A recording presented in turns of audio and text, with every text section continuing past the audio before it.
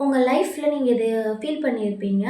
நம்ம கோவப்படுறதும், நம்ம கன்ஃப்யூஷன் ஆகுறதும், நம்ம ஓவர் திங்க் பண்ணுறதுக்கான மெயின் ரீசனாக எது இருக்கும் அப்படின்னு பார்த்தீங்கன்னா, நம்ம மனசில் சில கொஷின்ஸ் வந்து வரும். அந்த கொஷின்ஸ்க்கு ஆன்சர் நமக்கு தெரியாததுனாலையும், அதை மற்றவங்களால நமக்கு அதை கொடுக்க முடியாததுனாலையும் தான் அந்த கோவம், கன்ஃப்யூஷன், திங்கிங், ஓவர் திங்கிங் எல்லாமே வருது.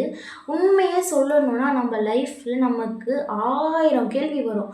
ஆனால் அந்த 1000 கேள்விக்கும் நம்மளுக்கு விடை கிடைக்குமா அப்படின்னா கண்டிப்பாக கிடையாது. அது கிடைக்கணும்னு கண்டிப்பாக கிடையாது. ஏன்னா சில கேள்விகளுக்கான பதில் வந்து நம்மக்கிட்டேயே தான் இருக்கும். சில கேள்விகளுக்கான பதில் கிடையவே கிடையாது. சில கேள்விகளுக்கான பதில் அமைதி மட்டும்தான். அதுபோல் உங்கள் கேள்விக்கு உங்களுக்கு பதில் கிடைக்கல அப்படின்னா தயவு செஞ்சு கொஞ்ச நேரம் அமைதியாக இருங்க. ஒரு ரிலாக்ஸாக இருங்க.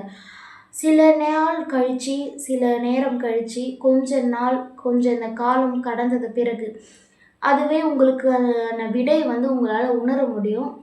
அதுக்கான பதில் உங்களுக்கு கிடச்சிடும். தயவு செஞ்சு எல்லா கொஷினுக்கும் ஆன்சர் உடனே கிடைக்கணும்னு எதிர்பார்க்காதீங்க. கொஞ்சம் ரிலாக்ஸாக சில விஷயங்கள அமைதியாக விட்டுடுங்க. அது அமைதியாக விடும்போது தான் உங்கள் மைண்டும் பீஸ்ஃபுல்லாக இருக்கும். நீங்களும் நிம்மதியாக வாழ முடியும். Thank you so much.